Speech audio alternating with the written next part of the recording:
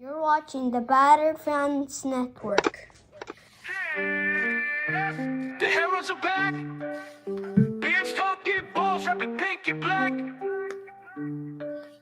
Coming live from the 305, it's official tissue. The Battered Fan, Chris and Dan, weekly rocking with you. We talk Messi, Boosie, Jordy, Lucho, the Fat Four, to Ben Cram, Noah, Ruiz, Fred. What more could you ask for? Tighten up and get ready, listen in on the pod. Solana and X in Espanol, just to even the odds. Breakdowns and gas bagging, join the tribe and just vibe. $3.99, don't forget to like and subscribe. Don't hesitate, say what's up, go ahead and come in. No question about it, I'm ready to get hurt again. No question about it, I am ready to get hurt again.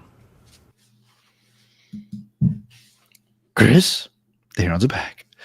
Welcome everybody to episode number 350 of the Battle Heroes podcast. I am your host, Daniel Ganana, and alongside me, as always, the KBD. How are you doing, sir?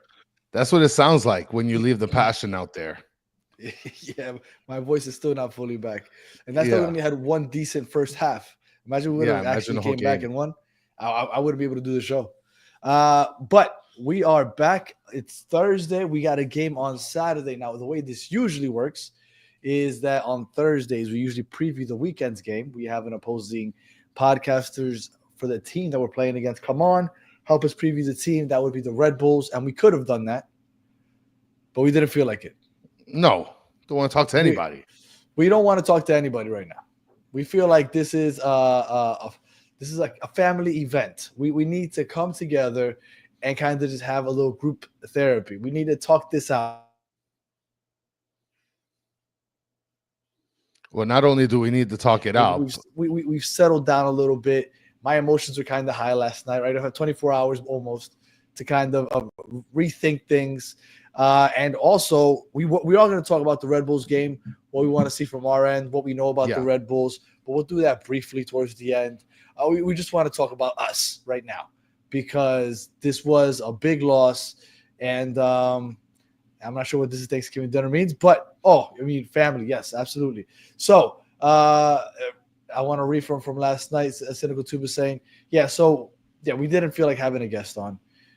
So for those of you that are looking forward to hearing about the Red Bulls, we apologize, but we just felt like we just want to talk a little more, because I felt like there's still more meat on that bone.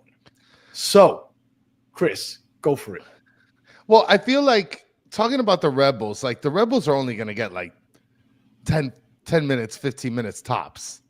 Like this point, like previewing the Red Bulls, what's that going to do for us? Like Lewis Morgan's injured. Forsberg is the heart of that team.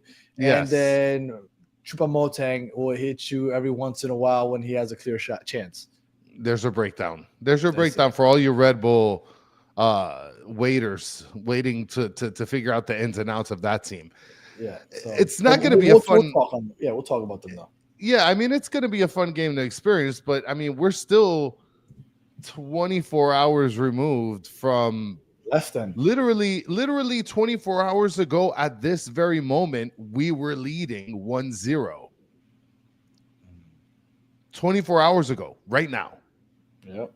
So there was still hope. Yes, there was still hope. Like, we were walking around, like, I'm there with Bigote, and I think you told me the same thing. Like, yeah, man, 1-0, man. It was a good half. This next half, man, we got to go get it. And we literally did not get anything. So, yeah, it's super disappointing. I've seen a ton of people super active on Twitter posting up a lot of hate for Allende, for Redondo too. Yep. And for Weigand, like all three of those guys are getting chopped. And Mascherano. Mascherano's the public enemy number one right now. But those three guys, in terms of the players, those guys are the ones that are getting freaking chopped right now. And then Dante de Piazza, decent first half. If Sabi didn't hit the post, the tie was over. I mean, we had chances in the first half also. Allende has a heavy touch. Messi misses one over the crossbar. Yes. Miami had more chances that first half than they had the other three halves of both games altogether. So yes, I think decent first half is fair to say. But we move on, and I ask you and I ask the chat. But before I do, let me read this. By the way, just to let you know, Danny, and this might lighten your mood, Vancouver don't realize that Sorensen is secretly their own Tata Martino. Bromby sacked him for his Tata tactics. Okay. Well, whatever they're It's working doing, now. It's working now. they're in the finals of what we thought was a red carpet ride.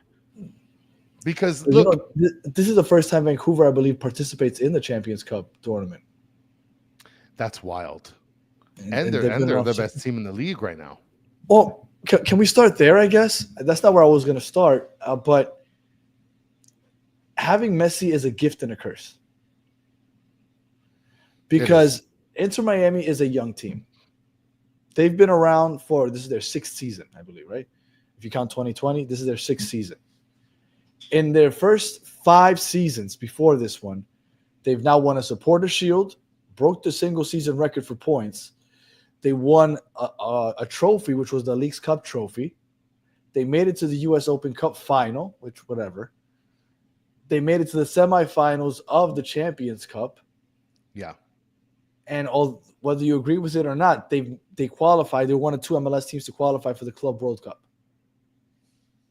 I mean, in the first 5 years of a team's existence, that's not bad. Where's the caveat? You have Messi on the team. So you have to win it all, or everybody says it's a failure. Well, I mean, look, there's tons of people that are being critical, and Messi does deserve criticism in this. Like, I feel like he shouldn't skate by clean on this because he hasn't performed himself either. And we'll have that conversation. But before we do, it's now 24 hours later, or 23, right? 23 and change. Yeah, 23 hours later. I'll take it. How are you feeling? Are you still are you at the same place you were last night? Do you feel a little better? Do you feel worse? Do you feel like Mascherano needs to leave? Do you need Luis Suarez needs to retire? Are you now taking a step back and saying Luis Suarez is still okay? Like, where are you at right now compared to where you were last night? And I asked the chat the same question, and not so many words, so we could put as many comments as possible up. So, I mean, we saw the post by Fabien Rankel, right?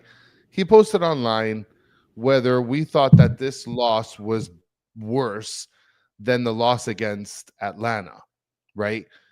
Now, the problem is in terms of like the stakes and the MLS Cup with us being sort of the leaders in the league, right? With the Supporter Shield facing off against the 10-seeded Atlanta team. Yeah, if you were to kind of compare it to that, or 9th-seeded, top 10, whatever the case is. Yeah. Okay, we ended up losing to them, and yes, it was crushing. But this felt worse. This tournament felt very red carpet-ish. This tournament was in the hand. Out of all the tournaments that we've looked at, this was in the hand in terms of best outcome for Inter Miami. But we screwed the pooch. So you feel like this one was worse than the Atlanta? I feel like this one was worse because it was anticipated that this team got better, right? Better than last year. Everybody's like, oh, we got better than last year. Not worse. This is the best team that we fielded in pink. And we're going into a tournament where it's essentially red carpeted all the way to the finals before we even face a Liga MX team. And we didn't even get a chance to do that. We lost to a competing same league Vancouver Whitecaps team. Even though Vancouver Whitecaps are the best in the league at this moment. I think that might be recency biased. And I mean, you know, you're entitled to think it could be to your opinion. I think taking a step back, I think the Atlanta one is worse. You were up against literally a team that technically isn't even in the playoffs. They had to play into the playoffs. Yeah. They were the 9th seed. And the only reason they got in was because they won like the last 3 games of the year. They needed like 2 teams to like lose or draw the last week of the year. Like they needed to luck into the playoffs. They were a bad team. And we lost to them twice. Yeah. Out of 3 games. And then they played on they had to qualify on decision day, which was a Saturday. They had the playing game on Wednesday, and they played us right after the very first game, which is we won, But I think that the Atlanta one was much worse because we're losing against a team that, look at them now. They thought that they improved and they're still not good. Yeah. And they're supposed to be better than last year. Whereas in yesterday, we lost to what's obviously now the best team in the league. Now, Matthew's saying the difference for me is I care about winning CCC more than I do MLS Cup. I think that you're going to be in the minority there, Matthew. No, I mean, the CCC is the bigger tournament. It is the bigger tournament. It's not the one that gets the star above the crest, but it is the bigger tournament. Now, the way that everything was plotted out for us was where it made it hurt a little bit more. I mean, I was going to bring up another comment right here. Abe says the team doesn't have an identity. We had one with Tata. Mm-hmm. How do you feel about that? I mean, that's what I was saying yesterday. Look, everybody was frustrated because Tata was so aggressive on the attack. Oh, why do we keep playing that high line with Kristoff as our center back? If you give Tata, Falcon to play in the back, I think that they look better. They looked in the second half of the year, once he started Bright as a CDM, they looked much better defensively. And remember that was Tata that put Bright on there and gave him and trusted him to start consistently. So, I mean, I think that Tata would have done. I'm not sure how we got into Tata. Somebody brought up Tata, right? Because I think a lot of people. It was we don't have an identity. That's right. Yeah, with Tata, we had an identity with Tata. We don't have one right now. Right now, it's the ball has to play through Messi, through the middle, and figure it out. You need some moments of brilliance, and I mean, that's too difficult to be doing that all the damn time. Andres is saying here, I don't agree with Danny very often, except for Frey and Bright, but yesterday was spot on. Very frustrated with Mascherano and the Barca boys. They did not show up. Now I'll tell you, Jordi Alba showed up. Yeah, he had a pretty, like I said, I thought he might be the X without the goal. Without the goal, he showed up. Like he hustled his ass off both on offense and defense. He was trying to make plays. He was putting the ball in dangerous spots. So it's not. I don't want to say Barca boys because Busquets also played well, right? Not like a maestro, but he played well. Essentially, it's on. If you want to kind of tag on the Barca boys, it's on Suarez and Messi. Mike V saying, how quickly we forget that Tata crashed out of every tournament we played. We lost to Monterrey, which had a better team than we did. We played one of those legs without Messi. Yes or no? Yes, right. Then we lost in the Leagues Cup against Columbus. Now, it was his fault that he didn't do the subs, but he came in with the game plan good enough to take a 2-0 lead against Wilfred Nancy and Columbus. And if Diego Gomez can land that goal when he first subbed in, we go up 3-0, we probably win that game. He missed it. Things went out of whack. We end up losing it. That's fine. But Tata had the team playing. He had the team scoring. What does Mascherano have the team doing right now? They're not scoring. They're getting scored on. Yeah. Like, Mike V, I'm not saying that Tata was the greatest, but you can't tell me that what we have right now is better. Well, it hasn't been proven to be better. It's kind of been very inconsistent if you think about it. The players that we see that play better aren't seeing the field when it matters. Now, this is another thing that's I think difficult because people that are new to the MLS aren't accustomed to this. It's hard winning tournaments when there's 30 teams in the league. Like, a lot of things can happen, right? Yeah. If you're just looking at winning leagues titles where you just end up basically what Supporters Shield is right now, you have a decent job of doing that, right? We did it last year. I wouldn't say it's out of the realm possibility that we do it again. But in a tournament setting, that's difficult. It's difficult. My name is Jeff. It says this team under Mascherano can't even manage 2 goals. And this is Mitch is posting something here. Hot take. This double pivot makes Boosie worse. I know that's how they played at Barcelona, but look at who he had in the midfield. Iniesta and Xavi. We have Redondo and Segovia, who has tanked in form. Well, that's one thing I will say. I think they should do, and we've been talking about that over the last week or two, about how do we think that he'll eventually change up these tactics? Bright can hold down as a single. He could be a single six back there. Like he doesn't need a double pivot. Play with 2/8s. Let Boosie have less responsibility defensively. Yeah, I think that there's things that can be done.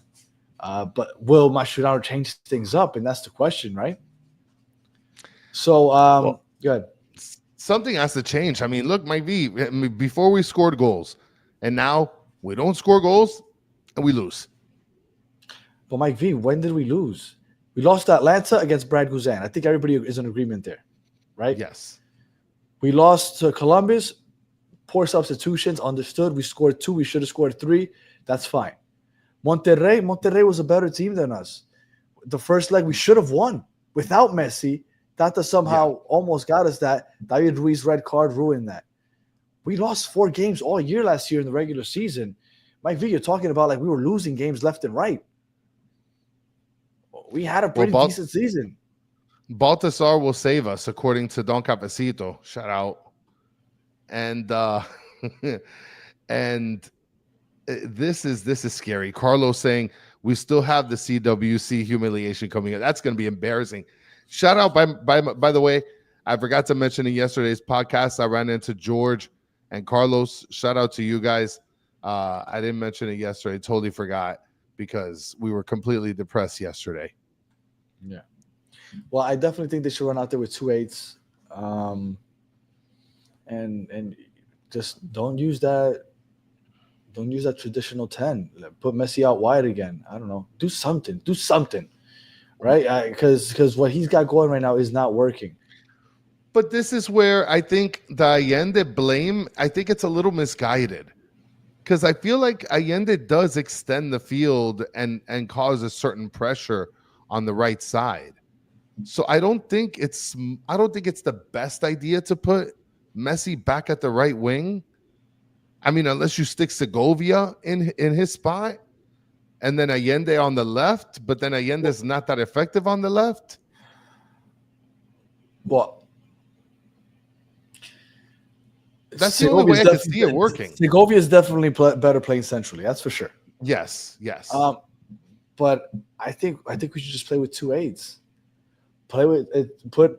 Oh my gosh! So you're gonna bring Ben Bright as the 6. You have Busquets, maybe Bankrem. Bankrem would be great playing as an 8. You could put David Ruiz when he's back. You could put Redondo and play him as an 8.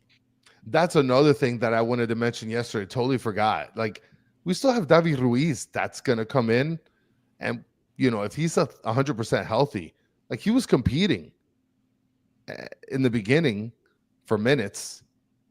Yeah, and he has more. I mean, when Baltazar and everything coming back, I don't see where he fits in. But I do think that they should change it up.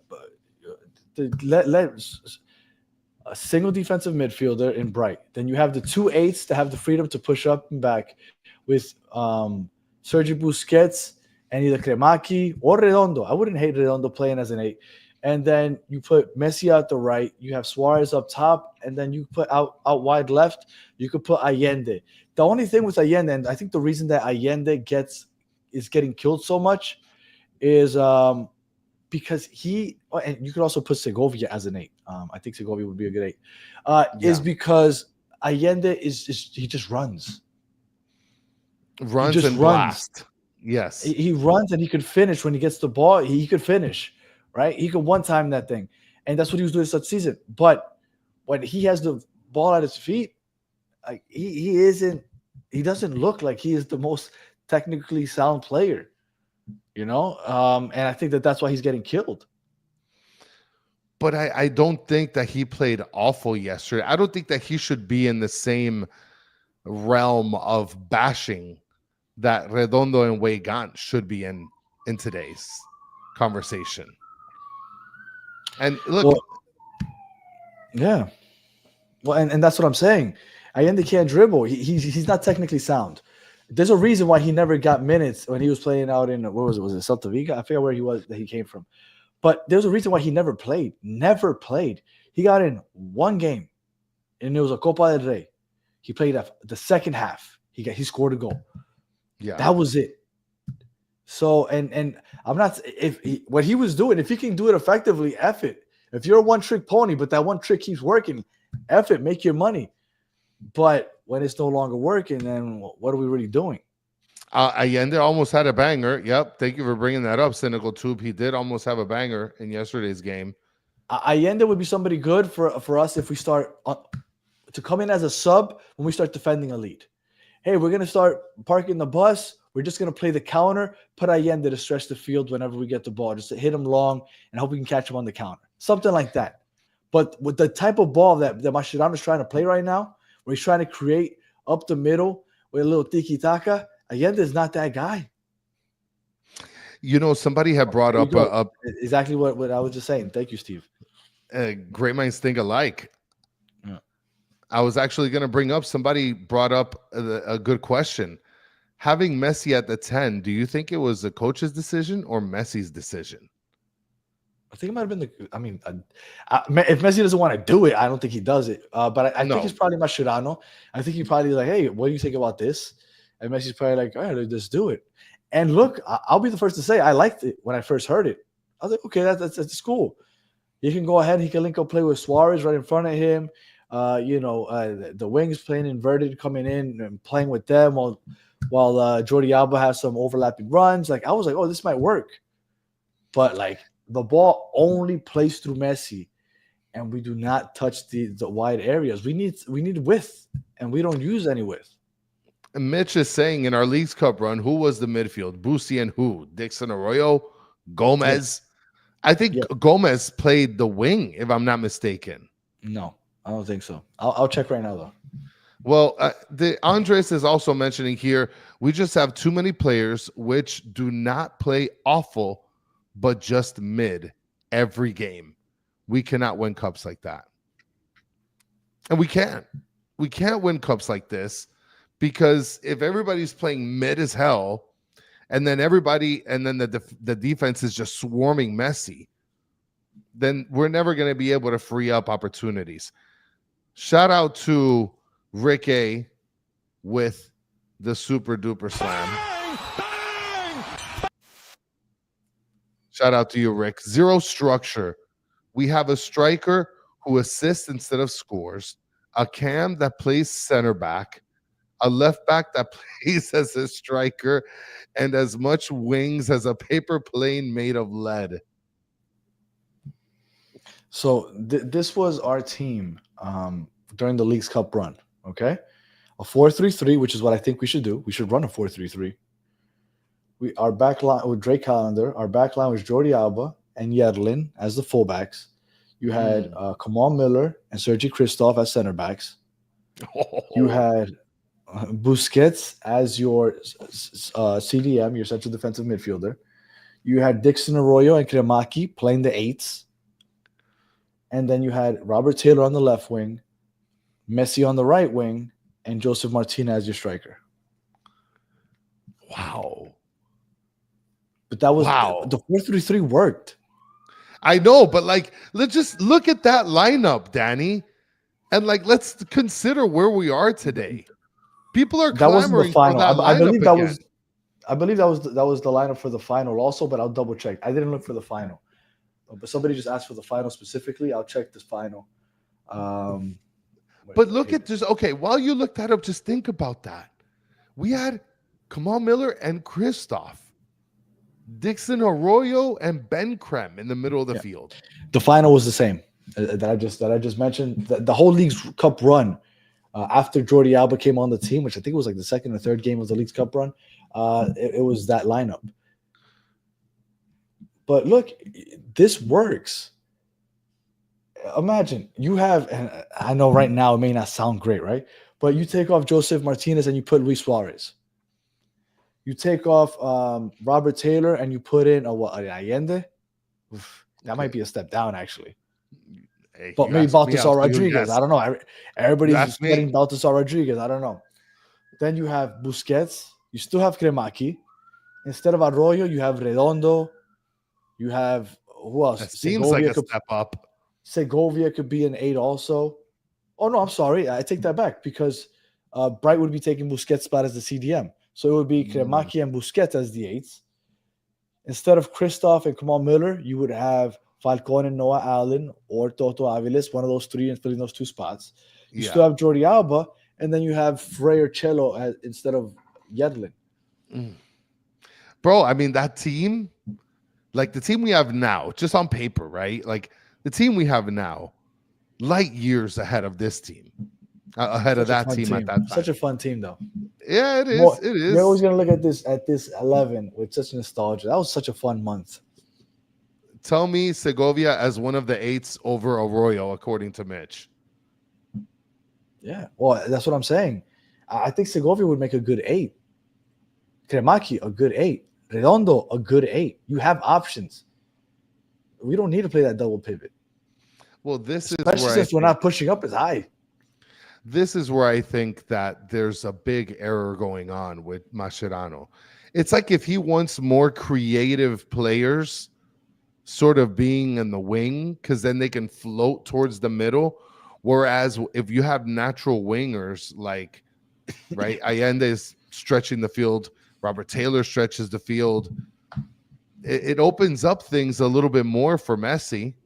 Yeah. But these Segovia guys and Baltasar Rodriguez guys, Mascherano likes them for a reason. Because they're very creative players with the ball. So Mitch is saying they need a tactic change. I agree with this, Mitch. I think that they do need a tactical change because whatever tactics they're thinking about running or that they've been running, it's not working. All right, so I guess we get into the let's talk specifically Mascherano. Should Mascherano be let go? Oh my God, man. It's just, dude, who you going to replace him with? Who you going to replace him with? Who we could say let him go, Mascherano out right now. But who's going to fill in his place? Like I said yesterday, is Morales going to babysit the team again? Because if it's not him, who else is going to sit in his spot? Well, and that's why because I've seen a lot of people saying, well, I had some people in the comments from yesterday's video saying, he shouldn't be fired. I never said he should be fired. Of course, no, he should have never been hired, but I don't think he should be fired just because I don't know who the hell would come in. Who's going to come in for him? So I'm actually looking at Transfer Market. I don't know how accurate this is. Okay. But I'm just gonna go through names because everybody loves going through names. Always. And I'm just gonna pick some names out of a hat here. Gareth Southgate. Okay. Oh, I see what you're doing. You're talking about just coaches. Just coaches. Xavi is apparently available. Xavi. Walter Mazzarri. I don't know who the hell that is. Yeah, no, at this point, I'm just saying names. And you're just wasting your breath. It's not, and none of those are going to come over here. None of those can coach. Like somebody threw out there yesterday, Jim Curtin. Jim Curtin's not coming here. We're not going to hire Jim Curtin to coach this team. Like, that's not happening. Do you think one named coaches are better? Because there's a guy named Dunga. He sounds like a guy I want coaching my team. And he's Brazilian. I'll take a one-named coach, Dunga. He needs to, whoever it is, has to have a history with okay, so Messi. Then I'll look for Argentines. So I'm gonna look for Argentines. Not all Argentines have a relationship. I'm sorry. I'm trying to put a visual together real quick, and that's why I might seem distracted right now. I'm trying to do. It's okay. I'll hold it down. I'm just gonna look. Brazilian. Hansi Flick. Thuck Fung is saying that. Italian brain rot name, Glad. That name that I just said. Francisco Garcia says Dungano. Eric Ten Hag, I saw his name there. Pochettino, Mez is saying Pochettino. Mike, he's gonna get let go from.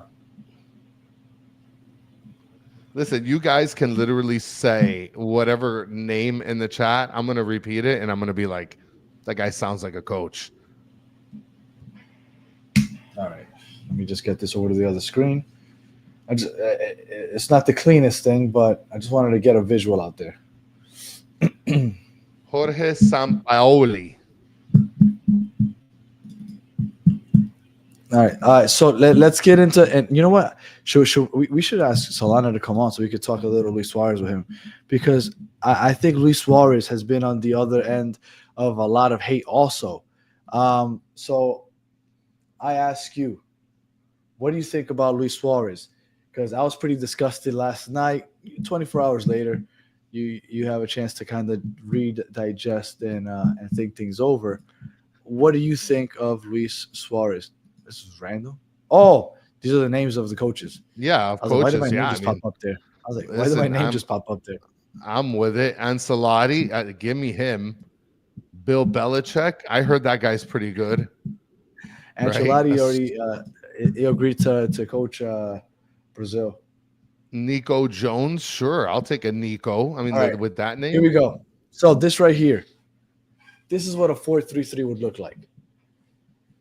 Okay, you have your back line, Jordi Alba, Noah Allen, Falcon, and Frey, with Ustadi as the goalkeeper. You have Bright as the single CDM. You have Busquets and Redondo or Segovia as your eights. I wouldn't hate seeing Segovia there either. And then you have right wing Messi, left wing Baltasar Rodriguez, and then you have Luis Suarez as your striker. Try this out. Try something. This isn't bad. Do something. Yeah. Like if on Saturday against the Red Bulls, we march out the same exact line, and then we have the same exact issue scoring. Like, we could even win 1-2-0, but if it looks the same, then you're not doing much, because the Red Bulls, they're inconsistent. They're not a great team. They're not a horrible team. They're somewhere in the middle. I think we all need to get Danny a job as a coach. Oh, absolutely. Because I'm with this. No, Mascherano has definitely, and I don't know crap, but I feel like enough people have said these things where I feel a little like, okay, like I'm not the only one. I'm not the only one that's thinking this, so I can't be completely off. I love the Juan stash. I'll take some Juan stash soup. Look, these three right here, I've wanted this for a while. Me too. Yes. That midfield looks. Could you imagine that midfield? Redondo would finally have the freedom to not, because Redondo to me doesn't play well because he's playing Bright's role as a CDM, and Redondo, that's not what he does. He needs the freedom to move into spaces. With that, both Messi, both Busquets and Redondo both have the freedom to do that. I'm sorry, I'm getting a phone call, but randomly just took me off screen. And now the question mark here is Baltasar Rodriguez. I have no idea what that guy offers. Yeah, we have no idea what he's going to bring to the table. I mean, instead of him, who would you put? Allende, possibly Fafa. I wouldn't mind seeing Fafa out there. But Fafa, but where are you going to put him? You're going to take out Bright? I'm looking for people for the left wing. For Baltasar. Okay. Yeah. I don't know how good he is. I don't know when he's going to be healthy. Like, if you were to come out with this lineup on on Saturday, I'd be really excited. I wouldn't let Segovia start there. I'd have to give that spot to a person that's going to stretch the field a little bit. Or I don't know if this would help transition it into maybe putting an additional striker up there along with Luis Suarez. So that way Messi, when he gets the ball from the right and floats middle, essentially you have the two coming from one side to the middle. Look, I think this team, Ian Frey can give you, he could fill in that space that Messi leaves open when he floats into that middle spot. Jordi Alba, to me, this works. Vice Rosa saying Baltasar, from what I heard, is supposed to be the next Messi. I'm not saying that. It's what the sports media says. Nah, I wouldn't go that far. Ooh. Yeah. And this is, I'm also getting really tired of this response, Andres. Mascherano, in every interview I hear him, he says, this is football. This is football. This is football. Oh, the other team has to play. They play competitive. Like, yeah. I think it's your job to like make sure you coordinate accordingly to win games. Yeah. Instead of saying, "Oh, it's football," and they play too.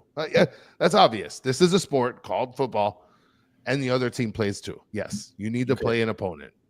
Luis Barrios gave another one. I wish I could do these quicker, guys, because I would love to give the visual of your 11. Because it sounds interesting to me. Yes. But I guess we'll just read it and people could just kind of, I guess, picture it in their head. So that 11, Luis said, Luis, Baltasar, and Allende up top. So I'm assuming you take off Luis Suarez and put Allende on top. Okay, fair. I think Luis Suarez still has a little gas in the tank. I think what we need, though, is to put him on the bench for a couple games, let that recharge, and then don't put the pedal to the metal with him until the playoffs. Like, put him in 50. Yeah. And then once we get to the end of the season, you're about to retire, go full on, and then have that last nice little run. But we can't expect Luis Suarez to run out there 90 minutes for the next 6 months. That's ridiculous to think that. But okay, so I'm sorry, Luis. So this is going back. So Messi, Baltasar, and Allende up top. Then he says Segovia, in the midfield, Bright, and Benja. Bright, and Benja. So I'm going to go Bright as the CDM, Segovia and Benja as the eights. I find a hard time taking Busquets off, but I love that midfield also. I think Benja is a great 8. I think that's his best position is as an 8. And then Segovia, I think, could also be a great 8. And then the back line is the back line. I think just about everybody agrees with the back line. I don't think you're going to get any contest with the back line. Other than maybe just a cycle of the center backs. And Rick A said he sent his also. Here it is. Defensively, Allen, Peluca, Frey, and Cello. Oh, okay. He wants. Wait, so you want no Jordi Alba? So he wants Cello as a center back. Oh wait, no, I'm sorry. Well, I don't know who he wants as left back. Allen. Oh, okay, yes. Oh yes, no, yes, wait. Okay. Yes, no, he's putting Jordi at the left wing. Okay, I'm sorry. I apologize. For those of you on audio, you must be really confused. So, Rick A sent us his lineup. He wants Noah Allen as left back, Peluca and Frey as center backs, and Cello as the right back. In the midfield, he wants Jordi Alba, Busquets, Bright, and Fafa. And then he wants 2 up top with Messi and Suarez. So he wants a 4-4-2. Okay. Fair. So he still wants kind of like a double pivot with Jordi and Fafa out wide as a wide midfielders. Well, Francisco's saying sort of the same thing, right? He's saying Allen left back, Aviles, Peluca, Frey, Busquets and Bright as the CDMs, Alba playing the left wing, Allende playing right wing, Suarez and Messi basically playing the 2 strikers, where I guess Messi plays a little under. And I mean, listen, you guys are joining us in the coaching, Vice Rosa. Okay. But I mean, some of the lineups you guys are sending are great. Danny's lineup right here is fantastic. My ideal lineup is the one right there. But at that point, when you start looking at the depth, at least at the midfield, the fact that you can, if Bright is out for whatever reason, move Busquets out there and add another 8 in Segovia, in Kremaki. You have players to sub them out because 8s, they run back and forth a lot. Redondo's going to get gassed. You can sub them out for a Kremaki, for a Segovia. Like, all of a sudden, you have depth in the midfield. Look, Messi looked a lot better out wide last year than he has this year playing the 10, even though I thought that he would ball out of at that 10 role, but it just hasn't worked out because they're just not being creative and other players aren't making the runs for him. I don't know. Like I said, I just want to see something different. Well, Dennis Lopez is saying go back to a 4-3-3. Yeah. You got Ricardo saying I would go 4-4-2. And this is a dream here. Lewis saying do something unique. Put Boosie as coach. I'm assuming he's saying Boosie. And player. Pete Rose type move. I think that he would be a good coach. No, I don't. I think that you would be in the same He's a boat that you are mind. with Mascherano. No, he's a mind. So is Mascherano. Is Mascherano a mind? Like, You would be in the same who spot. said that? Who said he's a mind? Dude, he's one of the best footballers over this millennium. So, all right, but does that make him like a football mind or just a guy that plays football? I mean, he's a coach. I would assume that they had to vet him at some point to hire him, right? I hope that at some point somebody talks to him like, hey, let's have a conversation to see how much football you really know before we hire you to coach a football team. But like he coached Argentina's U20, U18, and like they wanted him out. No, they wanted him out. Twice. But yeah, but they also wanted him out. They didn't like him. But that's what I'm saying. We looked at him back in like 2019. What makes you think that he is going to be a good coach? Because you would be in the same issue. He's still friends with Messi. He's still not going to tell Suarez he has to hit the bench. You would have the same exact issues. So Sean is saying usually good players make terrible coaches. Because, and you know what? I've heard this. I mean, everybody's looking at Wayne Rooney. Was it Michael Jordan that said this when he was the Wizards? Or somebody, a great player says. Well, because they like they see them. They're like, yeah, they're like, why can't you do this? Why can't you do what I do? Why can't you be like me? I'm telling you to do this. Like this is what I do. This is what works. Just do it. And they can't coach it because they get frustrated because they don't understand. Like, how is it possible that you can't do this? That you are not good enough. Gail is saying something. Gail, you get the comment of the night. Nah, Mascherano was a dog. Boosie is an artist. Danny, there's a difference. He's a brain. I get it. But Mascherano played under Pep. Pep moved him from CDM to center back. He played under Mainz. He played under Pep Guardiola. He played next to Busquets for almost half a decade or more. He played with he's played with these minds. I'm sure he's picked up a thing here or there. Xabi Alonso was a good player, and he's going to probably be the coach of Real Madrid next year. Yeah. I mean, Scotty one is saying Argentina fans were celebrating when he left. Now he's here. We shopped him in 2019. Set it and forget it. And then basically, because Tata went to go to take care of personal things in Argentina, aka take care of my nursing home. That's when we had to go into the gutter and get Mascherano. That's what happened. Remember how this all played out when we got Mascherano? Like, we were panicking. We didn't know who the hell was going to coach this team. It was stupid. That's why we shouldn't let go of Tata. But did we? But that's the thing. Did we let go of him? Did we let go of him, or did he leave? We let go of him. All right. So Mascherano, real quick. He's not going to get fired. I don't think he should get fired for the simple fact that we have nobody to take over. So Messi. No, Luis Suarez. Are you done with Luis Suarez? Because a lot of people are saying they just want him to retire. I'm not done with Luis Suarez. Like, you can't.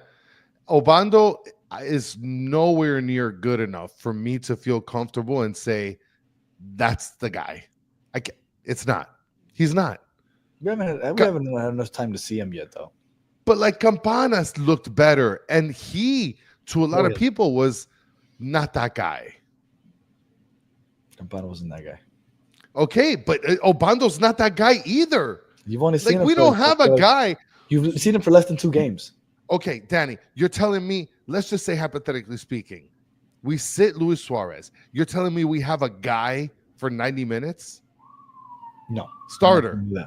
Well, we have an Allende, we have a Fafa, we have. Do we have a guy?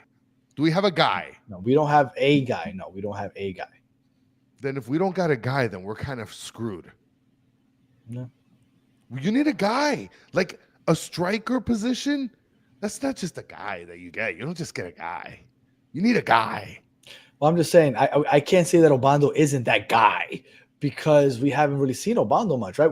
Altogether, if you put that 1 game against Dallas that he started, and then the 2 times he's come in as a sub, he's played less than 2 full games. Right? He's played less than 180 minutes.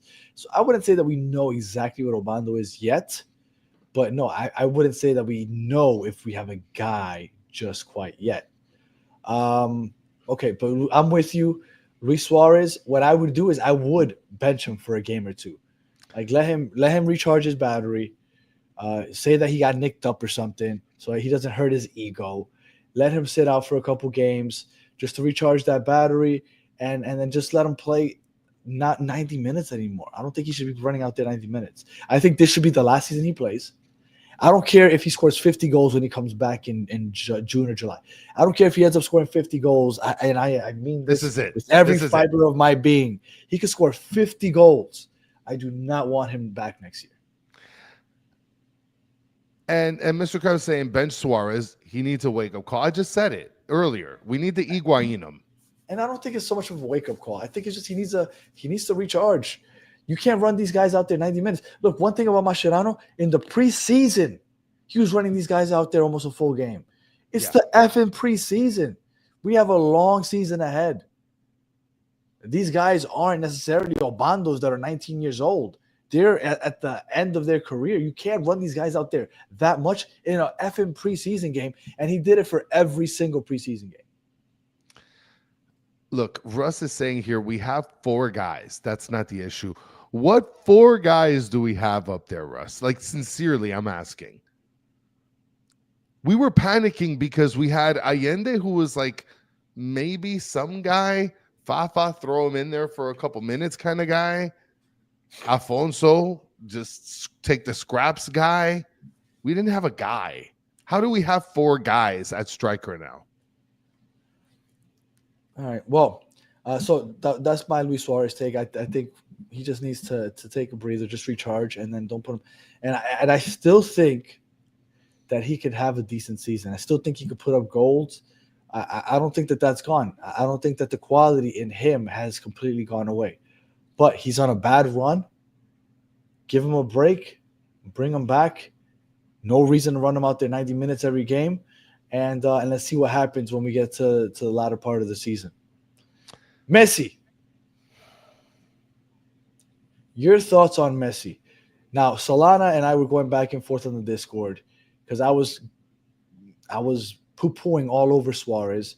He was asking, why don't I poo-poo on Messi also? Some people have on Twitter. What are your thoughts on Messi? Everybody is seeing that he has not been performing up to optimum level, right? I mean, it's pretty obvious. He's getting swarmed on the pitch. Like, it's absolutely wild to watch him play around so many defenders. And the fact is that this team is constantly looking for Messi. Mm-hmm. And teams are starting to figure that out. And like, Danny, we were watching the game. At some point, you even pointed out, like, look at how condensed it is in the middle. Mm-hmm. Like, this is scary times for the team because on top of that, Messi is just one person against the whole team. So, I mean, look, Messi should be held responsible in some way, shape, or form because he is the greatest player, so he needs to be held to a higher standard. As far as Messi goes, I think that a coach needs to assist his best player and put him in the best position to succeed. I think Mascherano has not done that at all. Like some of the comments say, we are now predictable. Yeah. Once LAFC went with the compact defense, all of a sudden, Messi had nowhere to go. Nobody had anywhere to run. We're not playing the ball out wide. That has to be tactically, right? But then he also would come back far back and go get the ball. But but even then we still weren't like generating this unstoppable forced offense. Like I felt like Jordi Alba to me is freaking key in our offense. Well, last year was the build up. More so than Messi. Like I'm talking about like just playing it through him. Well, yeah, that's what I'm saying. Last year, statistically, we built up the left side. I think it was close to 70% of the time. Yeah. Like Jordi Alba, outside of Messi, was the MVP of the team last year because that's where our offense would start. It would start on the left side. Yeah, I mean, Mitch says it here. It's never a good sign when Messi is dropping behind the midfield. And the thing is, he drops behind the midfield and looks straight to Suarez. I mean, to Jordi Alba, and gets it right on over to him. And then that's when Messi comes in and he makes that cut towards the top of the box, which we haven't even seen that lately. And that was littered all over the place. They're like, don't worry about it. We're gonna have 2-3 draped over Messi. Good luck. Messi has been creating his own shots. That I think he was shocked. That shot that he took over the crossbar yesterday. Yes, he was unmarked. I think he was like, he couldn't believe it because it went straight over the crossbar, but he was almost wide open. Which yes, that goes against him for sure. Because that was one of the things Solana told me. He's like, oh, but you're not calling him out for that shot that he did blow that.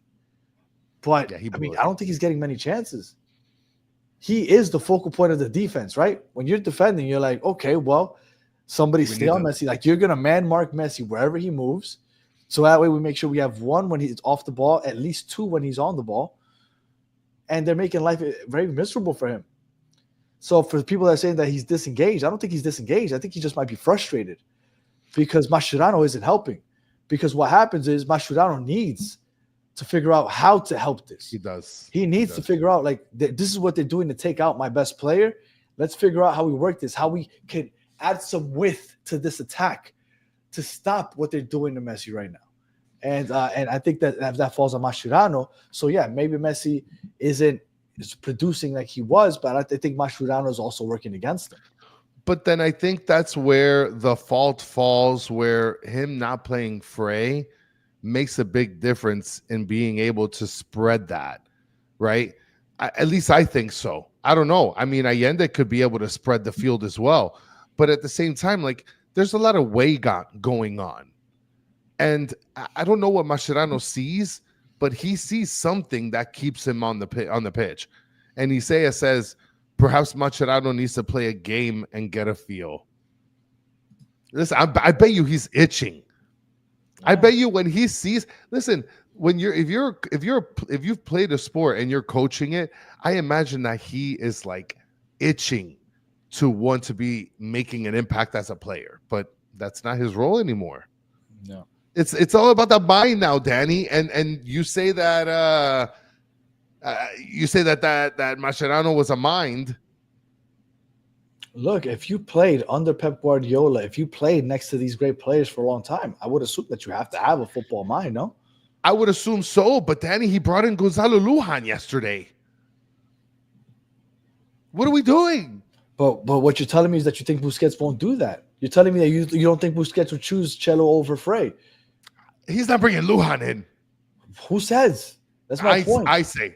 He's never coached before. You have no idea what he would do as a coach. I know exactly what he would do. And not bring in Lujan. And he would bring in Frey. And he'd throw in Bright. Because I bet you he loves playing with Bright more than Redondo. I bet. You don't know that, though. I know it. You don't think that Mascherano kind of talks to his star players, his friends? And he's like, hey, I'm thinking of doing this. What do you think? You don't think that Busquets signs off on, yeah, I like Redondo next to me? No? No, you think that Mascherano just doesn't sign off with Busquets? I mean, he signs off with Busquets, but you think that he signed off like, yo, Busquets, you think I should bring in Gonzalo Lujan? No. He sat there, he's like, I think I need to bring in Gonzalo Lujan like a clown. You know what really gets me? What? I don't want to go back to Mascherano, but they scored the third goal. We now need 5 goals to win. So what do you do when you need 5 goals to win? Bring in goals. You bring in David Martinez and Yannick Bright, of course. Oh, what else would you do? What else would you do? Of course. Mascherano, masterclass. David Martinez has been in a cryo chamber for months. And you bring him in for your most important game where you need 5 goals. Well, you needed 4 more. But yeah, you needed 4 goals in like 20 minutes. And let's bring in Yannick Bright and David Martinez. I love Yannick Bright. But when I'm thinking I need a score, that's not what I'm not thinking Yannick Bright. No, or David Martinez. Well, David Martinez makes really good long At range that passes. point, you should have put in Fafa at right back. You should have put, I don't know who, Maki at center back. Like just put just forwards everywhere. Is this Yeah. fact, AZ? Yeah, he didn't play at all. Aviles didn't get a single minute. No. Neither did Frey. Listen, Marasovic bringing in Lujan was diabolical. Mm-hmm. And then Vice is asking if we think he's racist. I don't think he's racist. But I think he's biased. I think there's a difference. I don't think that he does it, but I think that he's crazy. biased. I think he is biased towards his Argentine brethren. I'm sorry. He has familiarity with Redondo because Redondo played for him in those U22 teams. You know? Más que pena. So, all right. What would be a successful season at this point, Chris? Dude, bare minimum. Like this is as long as we do this, we have a successful season. Supportership, if we win the supporter shield again. If we get just one trophy, no matter what it is. No. What's the bare minimum for it to be a successful bare season? minimum is I'm gonna let the chat breathe just a little bit so I can let the chat chill out from like while talking, you're doing guys. That, La Familia no abandona, batterfans.com. No matter how battered we are and how frustrating it is, and Ian F. and Frey, batterfans.com, we're going to stick with the team. I know not everybody watching will, right? Because I know when Messi leaves, some of you guys might head out. But I know a lot of you guys have come out and said that you're going to stick around. We appreciate you. La Familia, no matter how much we struggle, we're not leaving. La Familia no abandona. All right. I see most people on here putting MLS Cup. That's my answer. Yeah. This is minimum. But if they win MLS Cup, I no longer harp over this. And I'm like, this was a successful season. Yes. Because that's the goal, MLS Cup, right? This is the biggest trophy. This is what I wanted, right? I want the international trophy. But MLS Cup, star above the badge, that's what we need. And I'm hoping we get it. So you're telling me that it's a success. Okay, so let's just live in La La Land here. So if we win the Leagues Cup, not successful. No. If we win Leagues Cup and magically get Supporter Shield. No. And at this point, it has to be MLS Cup. MLS Cup or bust. We could literally, and I wouldn't want this, right? But people say it all the time. Oh, the regular season doesn't matter, right? We could literally lose like a bunch of games from here on out. Just crawl into the playoffs as the 9th seed, like Atlanta did last year. Have a horrible season. If we end up with the MLS Cup, it's a success. And my name is Jeff is saying U.S. Open Cup. We can't even do that. We got beat by Miami FC. I think he was joking. No, I know. Mike V says code Tommy for $200 200% surcharge and tariffs on all merchandise. No. And look, like I said, if you win Leagues Cup and Supporter Shield too, successful or not? Leagues Cup and support. No. You have to win the MLS Cup. So it has to be MLS Cup, either or not either or. It has to be mandatory minimum Leagues Cup. Anything else is just like a add-on. Yes, in my opinion, yes. Oof. I mean, how crazy is that expectation? Like, that's silly to ask of other teams, right? Any team in the MLS, there's nobody that's saying, I need minimum MLS Cup right now. Agreed? Like, that's crazy expectations. Yeah, I think just about everybody else would be happy with just any trophy. Yes. I think, yeah. I think we're the only one that needs the MLS Cup. Yeah. Yeah. There's no one else. No. Anyone else? You could look at Vancouver. They don't win the MLS Cup. They're good. All right. So we are an hour into the show. I guess we'll get into our 30-second Red Bulls preview. By the way, we're going to go on live. Las Garzas. We're doing this again in Spanish with Xavier Lavos and Salana are joining us to talk about yesterday and everything recently in Espanol in a couple minutes. So, Chris, Red Bulls preview. The game's on Saturday.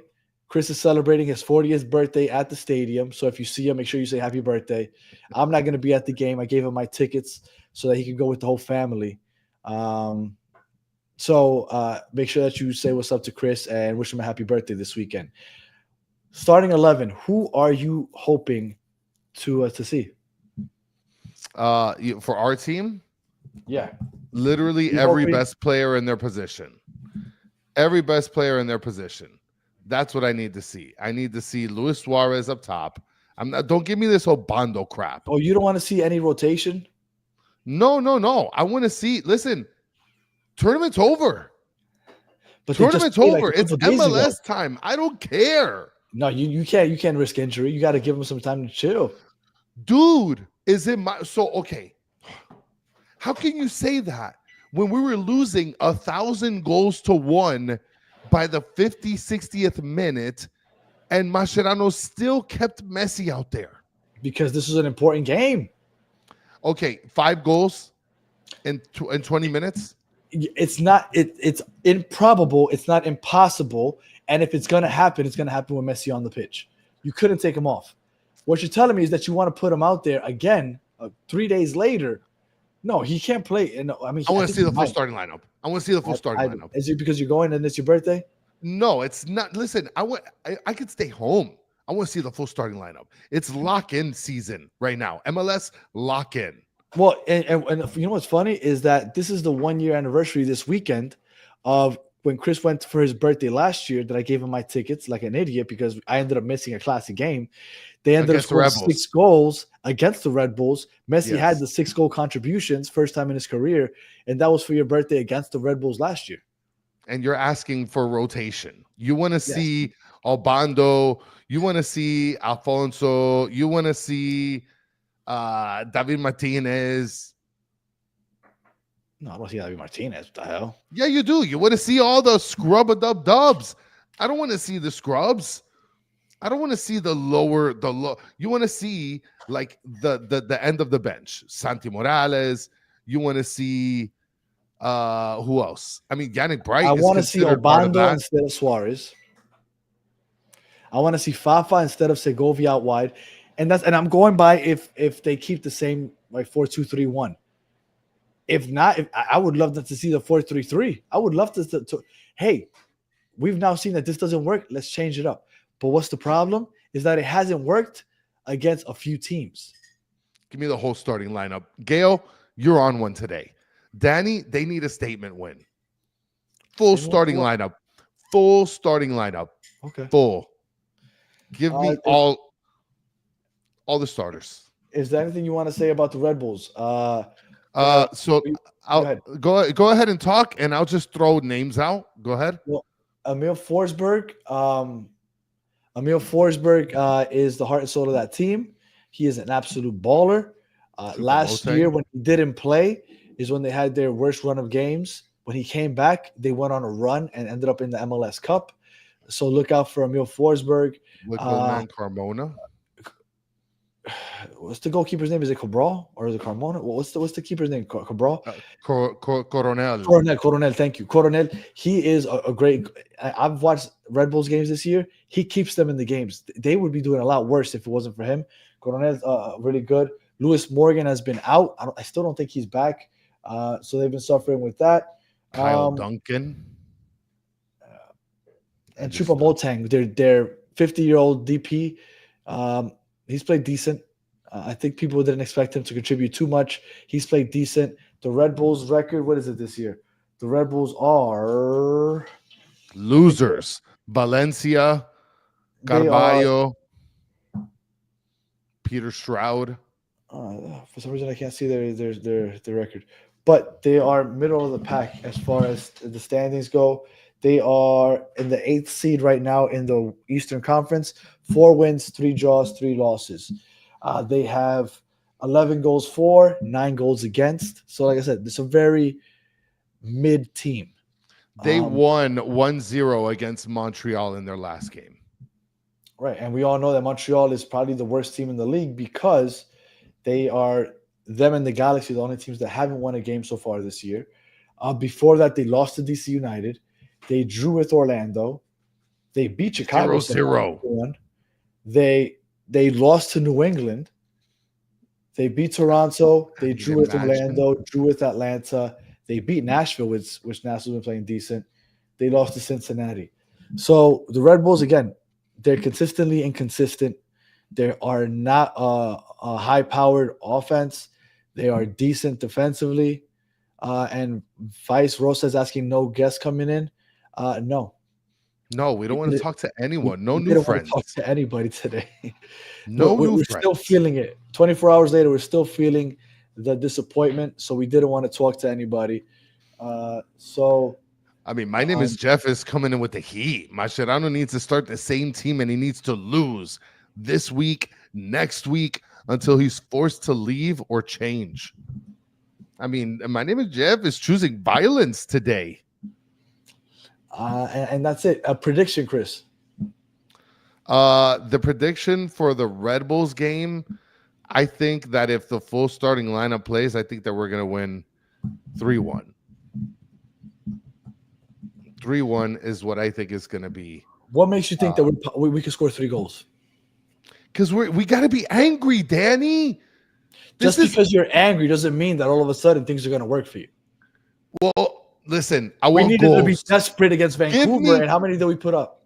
Give me the goals. And then for the record, that one goal that we did score, the goalie should have blocked it. Yeah, it was right there. So what makes you think that we can score 3 goals all of a sudden? Because we're mad? That's it? Yeah, we're mad. Danny, I want We're goals. score. We're mad.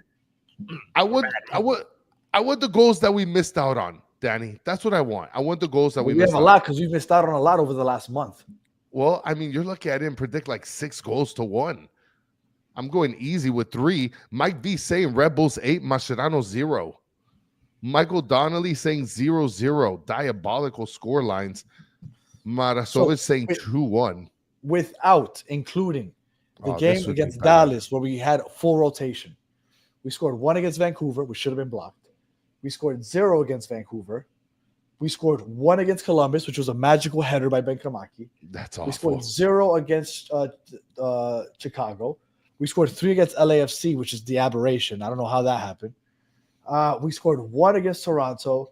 We got 0 against LAFC, 2 against Philadelphia, 2 against Atlanta, 2 against Cavalier, 1 against Charlotte, 2 against Cavalier. We scored 4 against Houston, which was the last good game we had. I don't know what you see that makes you think that this team could score 3 goals. We're mad. We're mad. We're mad. We're going to score. We're mad. I won't go. I've lost all confidence in this crappy team. So let me ask you a question. Just hypothetically speaking, this Saturday we play, Luis Suarez scores 2 goals. Are we done with the Luis Suarez slander? No, he has to do it consistently. So how many games do you think minimum we need? He needs to have 3? a big month of May.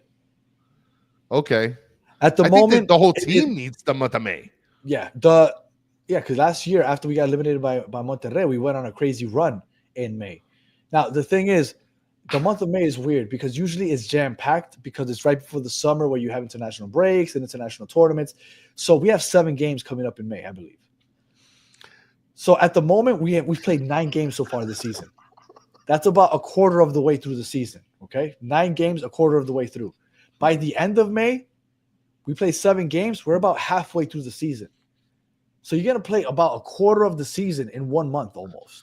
Not exactly, but just under a quarter of the games in 1 month. This is a huge month for this team. They need to get rolling, and it needs to start on Saturday against the Red Bulls. Well, I don't think it's a 1-0 win. Yeah, that's it. I want goals, Danny, not a goal. A boring ass. Oh, well, do you want another 0-0 draw like we did against Chicago? At least we get 1 goal. There's a couple of people wishing that for my birthday, and I don't appreciate it. And I mean, look, but this could go worse, Danny. People are saying we're cooked. All right. Any final thoughts there, Chris, before we jump on Las Garzas? Look, all sincere, all being sincere Seriously. here. Yeah.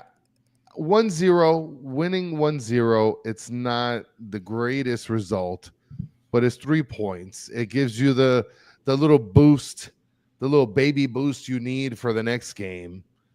So it's not a bad result, but I want anger. I want passion. I want thousands of goals.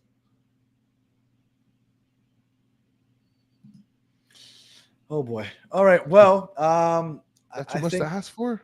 Miami needs to go on a crazy run in May, like they did last year, because that's when the run started.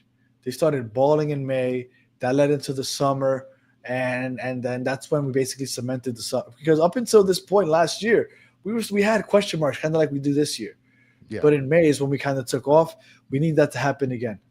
So that's what we'll be looking for. It starts on Saturday. All right. If you're listening on audio, we appreciate you listening all the way to the end. Please leave us 5 stars, comment, review, all that good stuff. If you're watching on YouTube, thank you for watching all the way to the end. Please like, subscribe, share, tell your friends. And as always, for those of you in the chat, you guys are the best part of the show. We appreciate you hanging out with us for the last hour and 11 minutes. And if you got nothing else to do and you want to hear some football talk in Espanol, join us in Las Garzas. We're jumping on. Yes, yes, that is about Herons. ENF and Frey and La Familia No Abandona are all on the website. So we'll be back in Las Garzas by 10:20, so like in 4 minutes, and we'll be joined by Solana and Xavier Lavos to be talking more Herons. So make sure you join us. Until the next one, have a good one.